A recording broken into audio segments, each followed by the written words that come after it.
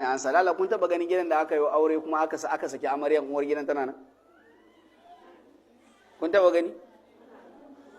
Ba ku taba gani ba? Amaryar ta zo ta gama kafidirinta kuma ta yi gaba, ba ku taba gani ba? Me yasa? Me yasa? Ban ji ba? Biyayya. Kai wai ita biyayya ma tana zaunar da mace a gidan miji ne? Ina tambayin ku, biyayya na zama da mace a gidan miji ne?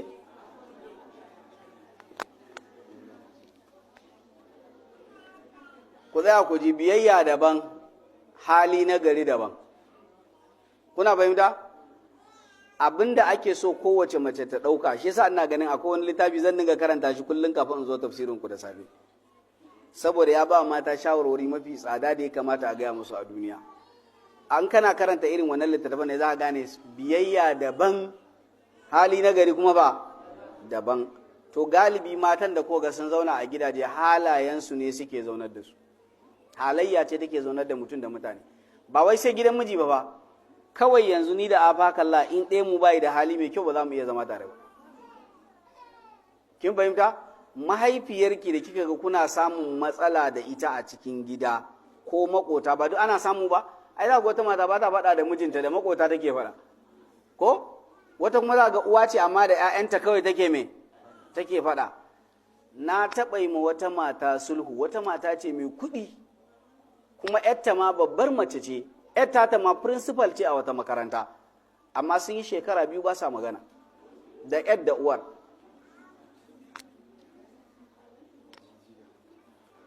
Ita wannan tana jin cewa ta yi boko, tana da aiki, tana da miji mai kuɗi, 'yar kenan.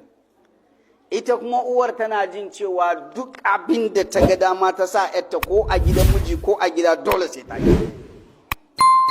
Wannan halinta daban, wannan kuma ba, kuma ya da uwa ne, amma kowa ra'ayin shi daban. Da haka da suka samu wani clash sai da suka shekara 2 kowa ya ba sa yi. Amma kusan wa yake da matsala asali? Waye in kuka kalli abin waye ya kamata a ce na da matsala? Wallahi uwar ce take da matsala. Da muka zo aka zauna sulhu, da muka yi sulhun aka gama, ni uwar Allah ya sa tana jin magana ta sosai. Kusan wani mutum duk masifar shi sai Allah ya hore maka shi.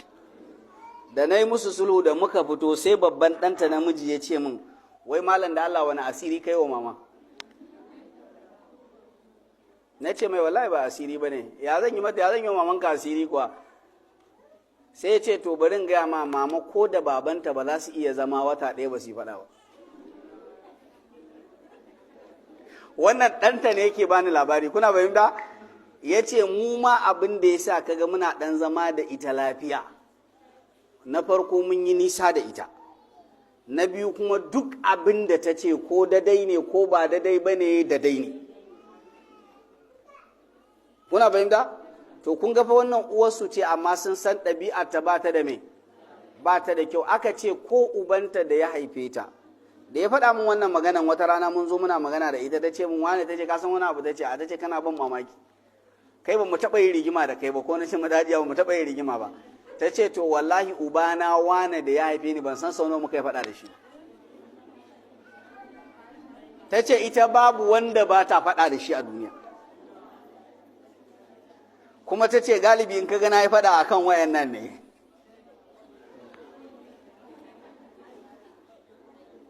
To ku lura da cewa kuna jina, wallahi tallahi mai neman arziki ya nema a wajen wa, mai neman zaman lafiya ta nema a wajen wa. Duk abin da kike jin tsoro faɗawa Allah, Allah ina jin tsoron abu kaza kai min maganin shi. Amma kar ku yadda ku je ku yi tsafi, kar ku je ku yi shirka, kar ki je ki ce wai a raba wata da mijinta, kar ki ce a haɗa ma ballantana ki ce a raba. Shi a je a haɗa ɗin ma a sa wa wane soyayyar wance ma kafirci ne. Kuna fahimta? A sa soyayyar ma kafirci ne, ballantana a yi me? Ballantana a raba. Babu ruwanki, ba abin da Sheikh Wahid Bali yake cewa akwai sihirul halal, menene sihirul halal? yace kyakkyawar mu'amala. Duk mutumin da baki iya mallaka shi da kyakkyawar mu'amala ba, wallahi ba za ki iya mallaka shi da sihiri ba. Sihiri yana da wata matsala, kusan mai matsalar shi ne, yanzu za ki je ki kashe 100 ki sihiri, an jima zai karanta kul wallahu da falaki da nasu, sihirin yayi mai ya karye. Ke kenan kin dawwama a kai kina yin sihiri ana karyawa, ba za ki samu kwanciyar hankali ba. ɗaya kenan. Sannan kin samu kwanciyar hankali a duniya, yaya kike tsammanin lahira? Yana dai daga cikin abin da aka ce Allah ba zai miki gafara ba. To da ki laifin da Allah ba zai miki gafara ba a duniya, na rantse miki da Allah gwara ki bar wa kishiyar mijin gabaki ɗaya. Da ki shirka ba, ki karɓo laya ko rubutu ko ruwa ki zo ki zuba a ƙofar ɗaki da niyyar ta tsallaka ta samu matsala da mijinta, na rantse miki da Allah gwara ki bar mata mijin ki dawo gidan ubanki ki zauna. Domin idan kika dawo gidanku kika mutu ba aure, ba zai hana ki shiga aljanna ba, ko zai hana ki? Amma idan kika ɓata imaninki kika je gidan boka kika karɓo wani abu, manzo Allah fa yace man ataka hinan aw arrafan wa saddaqahu bima yaqulu faqad kafara bima unzila ala muhammadin sallallahu alaihi wasallam. Duk wanda ya je wajen boka ko dan bori ko mai duba, aka duba mata aka ce mata kaza ne, ta kuma yadda, manzo Allah yace ta riga ta fita daga musulunci, kin zama arniya. Idan kin rike mijin kin zama arniya, mijin kina ganin zai hana ki shiga wuta ranar tashin alkiyama? Ba kina yi ne don ki rike miji ba? Za ki je ki shiga wuta, kuma kafin ya shiga aljanna da mata 70 zai shiga, ke kina can kina ci da wuta. Ai duk wanda ba ta son kishiya kar ta ƙara cewa Allah ya sa shiga aljanna. Wallahi tallahi ko aljanna ba za ki zauna ke kare ba matar da ita kadai ce aljanna. Aljanna ma da kishiyoyin za ki je su zauki zauna, kafin ya shiga ma da su zai shiga. To amma mafi bakin ciki shine a ce shi ya zo an haɗa masa wasu 70 ko 10 ko 20 ko 30 kai ko ɗaya ma dai aka bashi, shi ya tafi da wannan ɗayar da aka bashi aljanna, ke kuma kin tafi ina? Kina wuta. Riba kika ci ko asara kika yi? Sannan kuma ya je aljannan kuma a cikin matan duniya Allah ya ƙara ɗaukan wasu ya bashi. Riba kika ci ko asara kika yi? Da haka yi haƙuri ki abin da Allah yake so, da daɗi da ba daɗi, haka Allah ya tsara rayuwa. Wanda Allah ya tsara musu za su ji daɗi za su ji daɗi, wanda Allah ya tsara musu za su sha wahala za su sha wahala. Lokaci yayi anan za mu tashi. Abin da aka ji daidai aka ce karfe 10 aka ce mu rika tashi, 10 ta yi. Duba 11 kai 11 har da minti 1. In kuna so ku ji karatu da wuri ku yi me? Ku zo da wuri. Karfe 9:30 ina masallacin na, amma tunda an ce sai karfe 10 za a fara, na yi zama na sai da karfe 10 ta yi. Kuma tun karfe 9:30 da na zo na ga wasu sun zo. Ku gane cewa ba adalci ba ne. Kuna fahimta? Wata mata ta baro gidan mijinta tun karfe 8 ta zo nan gurin karfe 9:30 ta jira karfe 10 a fara karatu. An ce za a fara 10 a tashi nawa? 11. Ke ki je ki zaman ki a gidan mijinki sai 11 saura kwata ki zo, kuma kina son a yi miki naki karatun akan nata. An yi mata adalci? Me adalci? Dukan mu zo karfe 10 mu tashi karfe nawa? 11. Kowa ta je gida ta huta, mai bacci ta yi bacci, mai karatu ta yi karatu, mai aikin gida ta yi gida. Saboda haka ku yi hakuri ku rika zuwa da wuri. Da haka anan za mu tashi. Akwai tambaya guda ɗaya ta je ko?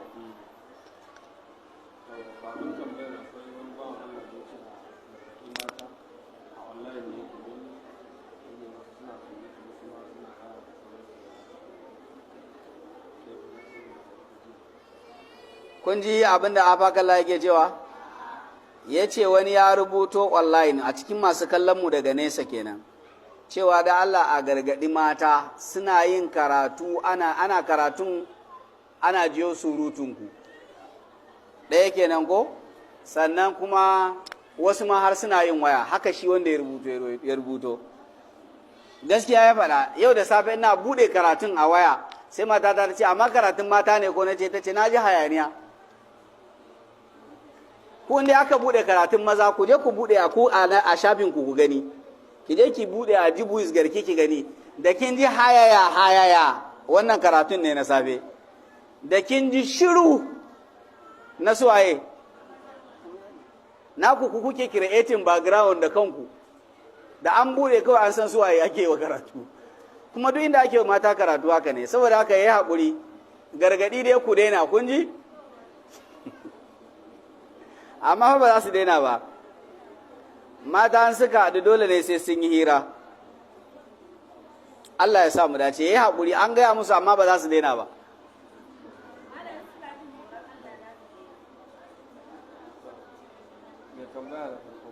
Na mai tambaya na farko ita mai ta ce wai da gaske ne an hana nama azumi ranar juma'a ko asabar. to alhamdulillah wassalatu wassalamu ala rasulillah. Mai tambaya ta farko ta ce wai da gaske ne an hana rama azumi ranar asabar ko ranar juma'a? Ga abin da manzon Allah ya ce, kar ɗayanku ya ware juma'a ko asabar da azumi, sai in zai azumi kafin su ko gabansu. Har da lahadi, juma'a, asabar, lahadi, ba a ware rana ɗaya a ciki a ce zan yi azumi ranar lahadi, don ranar addinin kiristoci ne. Ba a warewa a ce za a yi ranar asabar da ranar ibadan yahudawa ne. Ba a warewa a ce za a yi ranar juma'a don Allah bai so ɗora mana azumi ranar juma'a ba. Amma idan kina so za ki iya farawa, za ki yi alamis ki yi juma'a, ko kuma ki yi juma'a asabar.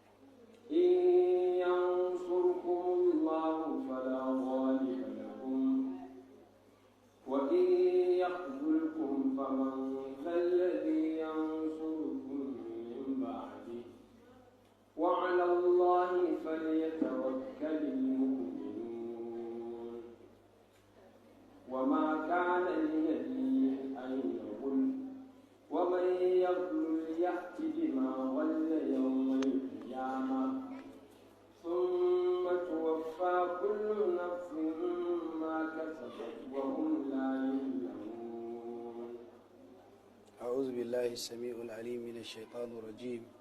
بسم الله الرحمن الرحيم. إن الحمد لله نحمده تعالى ونستعينه ونستهديه ونستغفره ونعوذ بالله من شرور أنفسنا ومن سيئات أعمالنا. من يهده الله فهو المهتد ومن يضلل فلن تجد له وليا مرشدا. وأشهد أن لا إله إلا الله وحده لا شريك له وأشهد أن محمدا عبد الله ورسوله أدى الأمانة وبلغ الرسالة ونصح الأمة وجاهد في الله حق جهاده حتى أتاه اليقين. صلوات ربي وسلامه عليه. وبعد فإن أصدق الحديث كتاب الله وخير الهدى هدي محمد صلى الله عليه وسلم وشر الأمور محدثاتها وإن كل محدثة بدعة وكل بدعة ضلالة وكل ضلالة مرجئها إلى النار أو كما قال صلى الله عليه وسلم. bayan haka yan uwa assalamu alaikum wa rahmatullahi wa barakatuh.